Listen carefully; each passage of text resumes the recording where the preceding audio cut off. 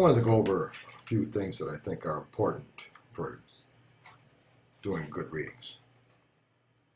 And there's three keys here that I think, if you keep these in mind, you'll do well when you're trying to learn the cards. And the first thing I think is really important if you're going to study and learn how to do card readings is understanding why it works. And that's something that's always been a mystery and has thrown a lot of confusion into learning it from the past anyway, until now. Now we can understand why this system works so well. So I think it's a good idea to look into a couple of things that will show you some real strong parallels between a card reading and looking at it in ways that you can see something viable and something that's conclusive on why this system works. One of the things I think is good to look into is mind maps. And I talk about that in Genius of the Tarot, my first book. And mind maps, if you're familiar with mind maps, you'll know what they are. But but that they're an illustrated diagram of a question. And a card reading works exactly the same way. Mind maps are branches of issues that you should look into about a question. And they'll show you new ideas, what you're looking at, and give you a clear picture of what it is you're dealing with. And if you look at a card spread, you can see that the positions of a card spread are like the main branches of a mind map. And the finer branches of the mind map are the words that are expressed by the reader from each position. So if you were to illustrate the comments seen by the reader for position 1, if you were to illustrate them around position 1, and then if you were to illustrate the comments from position 2 from the reader around position 2, you would start to see that what you're doing here is you're creating. If you were to illustrate it, you would end up with a mind map. So a card reading is basically a verbally expressed mind map. And there's a lot of advantages to using that application of thinking, mind maps. The second creative thinking technique that's used is called conceptual blending. I go into conceptual blending and how it relates with the tarot in my books. The Essential Tarot, Unlocking the Mystery, uses the Rider-Waite deck, and my new release, Bare Bones Tarot, an in-depth study to key elements of the tarot. And that uses the Marseille deck, uses my Marseille deck. And what's good about conceptual blending, what you're doing with that is you're taking a randomness and you're adding it to elements of the question. And you're making associations between this random stimulus, whatever that happens to be, and the element of the question it's placed with. This forces you to come up with ideas that you never thought of before. Conceptual blending is. And that's also what a card reading is.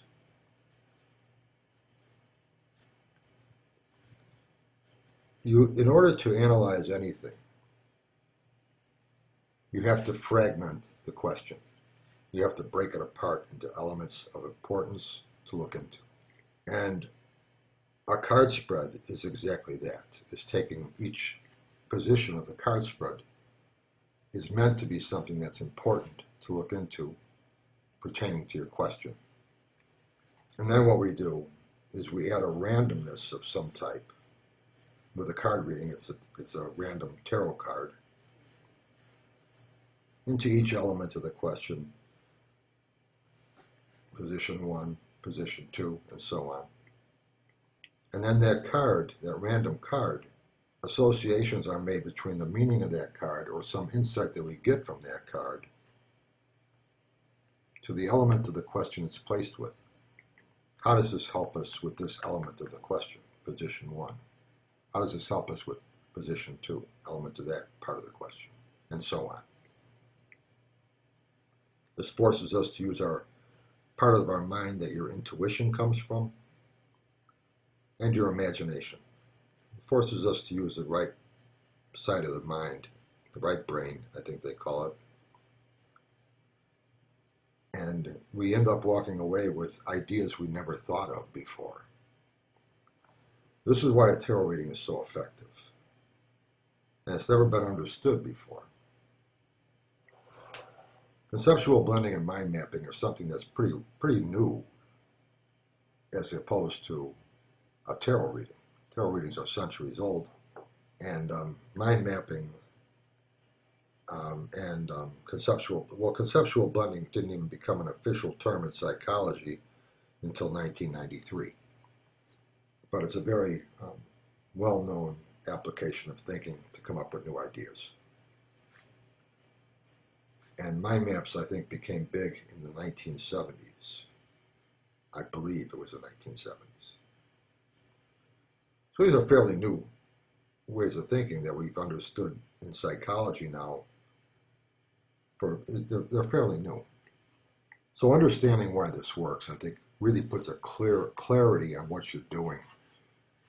And now, for the first time in its history, we can understand what we're doing or why this works. We can understand why it works now. And it turns on a lot of lights for you. My work's the first of its kind on this subject, but I don't think it'll be the last. I think you'll see others starting to talk about this as well. And I think that's important. We don't understand intuition yet, but we do know that this kind of thinking taps into our intuition. It taps into that part of the mind, allowing us to come up with intuition that we didn't see, insight that we didn't see before. So understanding why it works is the first thing I think is important. And looking into mind maps and seeing how they look as a card reading is like a mind map, and looking at conceptual blending and seeing how conceptual blending is exactly what we're doing when we conceptually blend a random tarot card into an element of a question known as a card position. That is exactly what conceptual blending does.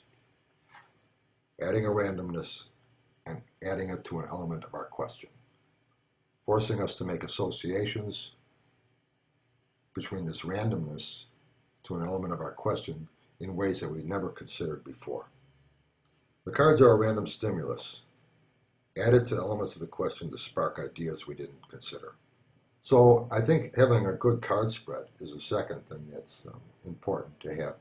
It's a good card spread, and what we've been using is template card spreads.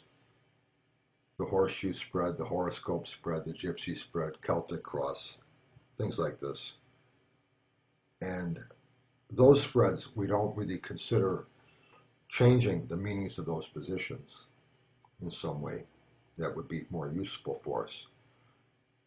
But once we understand why it works, we're looking at the elements of a question. That's what a card spread is.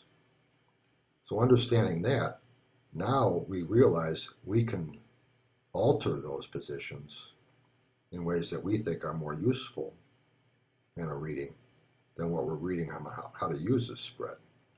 If anybody's seen it, YouTube's about my Celtic cross, you'll see what I'm talking about. A lot of people like my cross because I've changed the position meanings in ways that I felt were more useful when doing a reading. And you might feel that way too. I think it's important to look into, have positions that look into 4 different factors. One of the 4 factors of what, why, how, and when. What is the real question we're looking into here? What's the real question? Looking deep into the question, maybe there's ways we could rephrase the question or fine-tune it in some way that would be more helpful for finding answers. more meaningful. What? What is the question? Why do we want this in our life? Why? What, why, how, and when? Why do we want this in our life? What do we think it's going to get us? What do you think we're going to attain? What do we think we're going to benefit somehow from this? Then we look into how. How are we going to attain this goal? What actions do we have to take? What strategies or what moves do we have to make for this to happen? How? How are we going to attain this? And lastly, we look into when. When do we act? When is important? Timing. We act now, before opportunities are lost, or do we act later at a more opportune time to get better results? What, why, how, and when? If your card spread has positions that cover those four aspects, and one of those four aspects in each position in one way or another, you've got a good card spread, as far as I'm concerned. And if you wanted to make your own card spread that would cover positions, things that would cover those four aspects, you could do that. Where with my Celtic Cross, what I've decided to do with that is I have, if I go, I still use 10 positions, so let's just look at that. We'll just say, okay, positions 1 and 2, I combined them. See, and they're usually crossed each other anyway.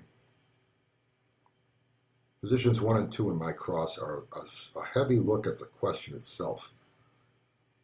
So I use two cards there, those two cards, to really look at the question we're looking at.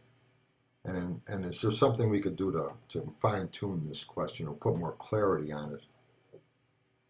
To make sure we're really looking at what we think we're looking at. Position 3 on my card spread are the actions that are being taken right now by the client. Are these the right actions to take? Are they taking the right actions? Are they doing the right things? Lots of times our clients will be in a panic mode, or they're excited, or they're anxious, and they might be taking the wrong actions. They might be handling things the wrong way. This allows us to question what the client's doing right now about this issue, and see if there's something better they could be doing that will help them. Position 4 are the immediate goals that the client's trying to accomplish. So they're taking actions with position 3 to accomplish immediate goals in position 4. Are these goals really the right goals to look into? Are these the right goals to want to get done first? Maybe there's something more important to get done first. Maybe the reason they're struggling with position 4 is because something else important needs to be done first before they can go further with what they're trying to accomplish in position 4. This allows us to give advice on what they're trying to accomplish immediately right now. Position 5 in my cross are assets the client has. Things that they should be aware of that they have going for them. What are the attributes of this client? Are they taking advantage of them? Are they using them? Assets the client has that they should be focused on using as they try to move forward on this goal. Position 6 is an opportunity to come in the near future that the client needs to watch for. The client needs to be prepared for this opportunity. Keep an eye out for it. Position 7 is the client's own perception of their own question. This allows us to question the client's feelings about what they're looking into. They might be looking at something that they think is going to be the best thing for them, or really be the worst thing they can do, or vice versa. They might be looking at something that really dread, but really in the long run it's better for them. This allows us to see how the client views their own question, what they're dealing with, and we can question their perception of what this situation is. Position 8 is the timing of this issue. This is where we see if we should act now or wait. And if we wait, maybe it can tell us when we should when we should act. Maybe we should wait until opportunity at position 6 comes around. Maybe we should wait until we focus on looking at our assets at position 5. Maybe we should wait until we take care of initial goals from position 4 and see where we're going with that first. Maybe we need to prepare. Position 8. Position 9 is the purpose of this whole quest. Lots of times what we're looking into we think will give us something, and it really won't. So if this goal we're looking into, this question we're looking into, isn't going to cover or take care of things of position 9, the purpose, maybe we're going about looking in the wrong thing. Position 10 are possibilities, finer details to look for, things to prepare for, good and bad, things to watch for, finer details as you move forward. That's how I do a Celtic Cross. And those 10 positions there are covering some part of what, why, how, and when. Positions 1 and 2 cover what is the question. Positions 3 and 4 I look at as why, because these are actions and immediate goals you're taking. And I think that covers some aspect of why. Positions 5 and 6 cover how, by focusing on assets we have with 5 and opportunities to come in 6. Position 7, the client's own viewpoint of their question, is another one of what. What is this we're really looking into? Position 8 is by itself, is when to act. Position 9, I look at as what. What is this really, what we're doing here? What are we really trying to accomplish? And position 10 I look at as part of how, because things to watch for. There might be challenges, there might be more opportunities, there might be a friend, might be things that we can grab on the way as we move forward, or try to avoid on the way as we go down this path. Whatever the question is, I think allows you to keep one card spread instead of searching for a card spread for different readings, for different card spreads for different readings. I don't think that's important. Having one good spread for any question asked, and over the years I have found that these positions work well with any question I'm looking into. If you notice, I haven't talked about anything about the tarot cards yet. Which deck to get is the least important part of the whole thing. Whatever deck you like. And really, it doesn't have to even be tarot cards. If you want to be a card reader, you don't have to use tarot cards. You can use playing cards. You can use Lenormand cards. You can use angel cards. There's medicine cards out there. There's all sorts of different. Cards are just a random stimulus, a pack of random ideas, suggestions to be put into places on your card spread. So having a specific tarot deck is not important. If you like tarot cards, like I do, you're going to find a deck that you like, and that's what you're going to use. I prefer the Marseille deck, even though I use the Rider deck, and I use other decks too. The Crowley deck, Thoth, the Swiss, the Greer, the Aquarian. There's a number of decks I use. But my go-to deck is the Marseille. And you'll find that. The only way you're going to know that is by just using other decks and seeing what you think of them. So don't feel like you're lost if you don't know the deck you want to use yet. That's going to take time. Or maybe you'll just use a number of different decks. The deck isn't really that important. As long as it sparks ideas for you, you like it, then you got it. What's really important is understanding what we're doing, which can now be explained as creative thinking techniques, specifically conceptual blending and mind mapping. and coming up with an effective spread of useful things to look into regarding whatever the question happens to be. Then you find a deck of cards you like to use with that application, and you'll do very well. So I hope you like this, and if you like to come to our Zoom meetings, we have the second Tuesday of every month. We have a Zoom meeting. It'll be at tarotmaps.com.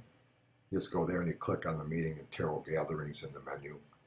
And if you are interested in my work, type in Vincent Patici on Amazon and you'll see all my books there. And my deck of cards is available as well on my website, tarotmaps.com. So I hope you like this. Keep throwing cards. We'll talk soon. Bye.